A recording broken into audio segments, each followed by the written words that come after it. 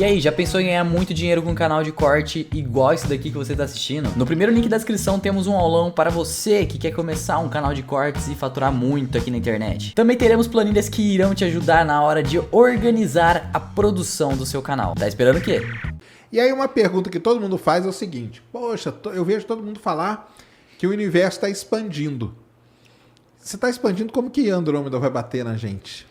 Pois é, cara, essa é uma pergunta que eu recebo muito, assim, em rede social em geral, né? Como é que pode? Se o universo está expandindo, como é que as coisas estão aproximando?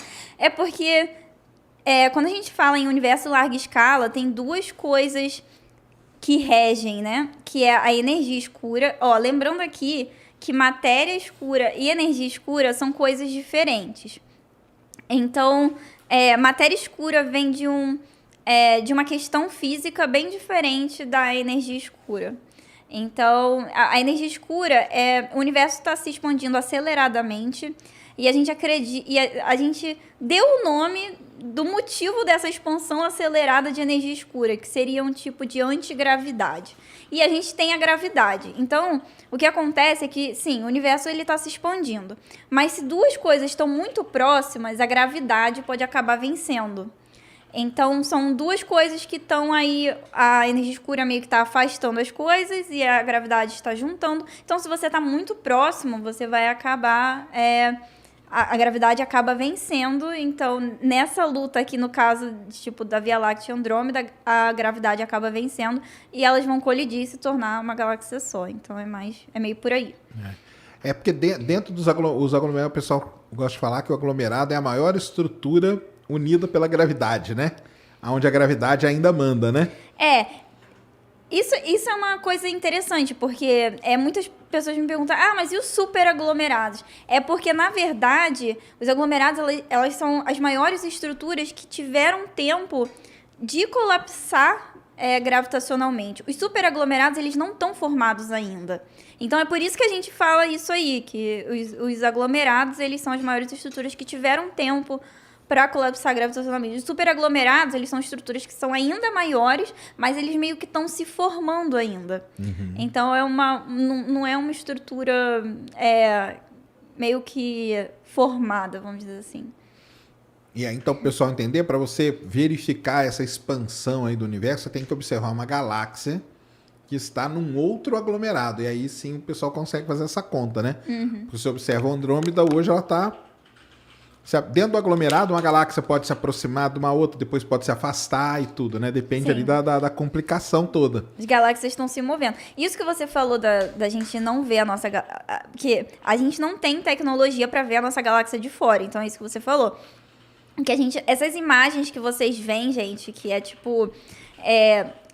nossa galáxia, isso aqui é a Via Láctea. Aquilo ali não é uma foto, aquilo ali é uma ilustração que um artista, junto com um cientista...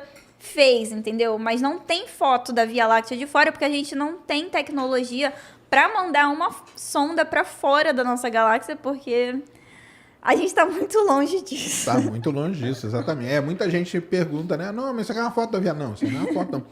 O máximo que a gente vê da Via Láctea é o braço ali no céu, né? Quando a gente observa, né? Isso é o máximo.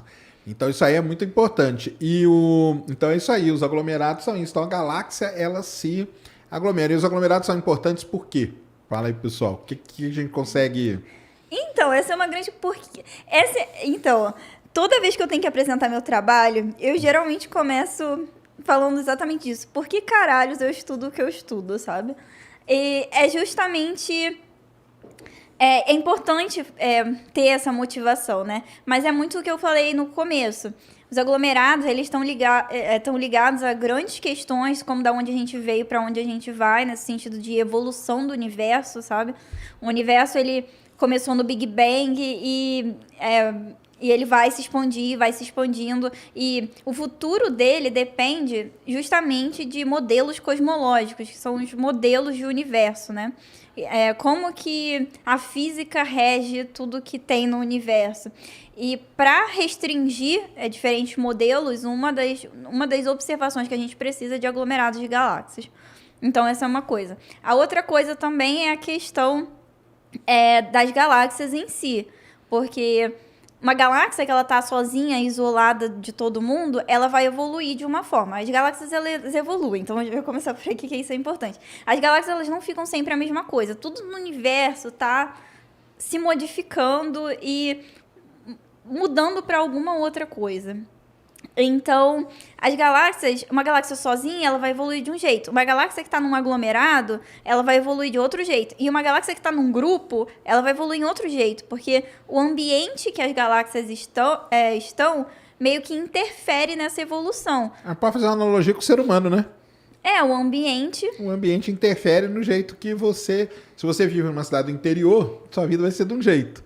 Você vive numa cidade grande, vai ser de outro, né? Exatamente. Você vive num país, vai ser de um jeito, em outra de outro. Então, é exatamente isso, né? Então, então a evolução das galáxias depende muito do ambiente, depende também de como a galáxia em si, tipo, a massa dela, quanto de gás ela tem. Então, por exemplo, no meu projeto de doutorado, lá a gente trabalha com projetos, assim, primeiro projeto, segundo projeto. O primeiro projeto que eu já terminei, a gente até publicou um artigo recentemente sobre isso, foi justamente observando galáxias que estão muito longe e a gente foi o primeiro grupo a analisar regiões que estão meio que fora de aglomerados. Então, por exemplo, tem um aglomerado, o aglomerado ele está aqui.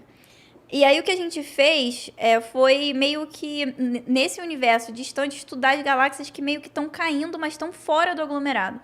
Por que isso não foi feito antes? Justamente porque não se tinha observações para isso, porque uma coisa é você observar o universo próximo, que aí você tem bastante luz, então você uma coisa, assim, dependendo do que for, uma coisa razoavelmente barata, porque tempo para astrônomos é literalmente dinheiro. Então, quanto mais tempo você precisa para observar um objeto, mais caro aquilo vai ser e mais difícil vai ser. Então, essas observações que a gente tinha são muito boas e permitiu a gente a fazer uma parada que não tinham feito antes, que foi justamente estudar essas regiões de galáxias que estão caindo ainda no aglomerado num universo bem distante. Legal demais. E a gente acabou encontrando que as galáxias, a gente sabe que as galáxias que estão no aglomerado ali, elas são bem vermelhas, elas são galáxias que são vermelhas, justamente aquelas galáxias que são mais elípticas e tudo mais. E a gente encontrou que geralmente a relação de galáxias vermelhas com galáxias azuis, essas galáxias vermelhas elas têm menos gás, elas têm menos formação estelar. E enquanto as galáxias espirais, elas têm mais formação de estrelas e mais galáxias azuis. Então, a gente acabou descobrindo que as galáxias elas perdem esse gás antes de chegar no aglomerado em si. A gente não sabe como que essas galáxias perderam esse gás, mas a gente sabe que elas chegaram no aglomerado vermelhas. E aí ficou meio que em aberto exatamente qual processo físico foi responsável por tirar o gás dessas galáxias. Tem várias coisas que pode ser, mas a nossa observação não era boa o suficiente para ter essa conclusão, mas não é bom o suficiente para ter certeza se, por exemplo, foi buraco negro supermassivo dentro das galáxias, que acabou jogando meio que mexendo nesse gás, né? E aí acabou que elas perderam o gás, ou se pode ser alguma coisa relacionada a... Porque, por exemplo, tem algumas galáxias, elas são alimentadas por jatos frios, que podem acabar provocando formação de estrelas. E talvez tivesse alguma coisa relacionada a isso, que esses jatos pararam de entrar ali. Ou, enfim, tem várias explicações, mas as nossas observações não eram boas o suficiente para concluir o processo físico, mas a gente sabe que essas galáxias elas chegaram ali vermelhas.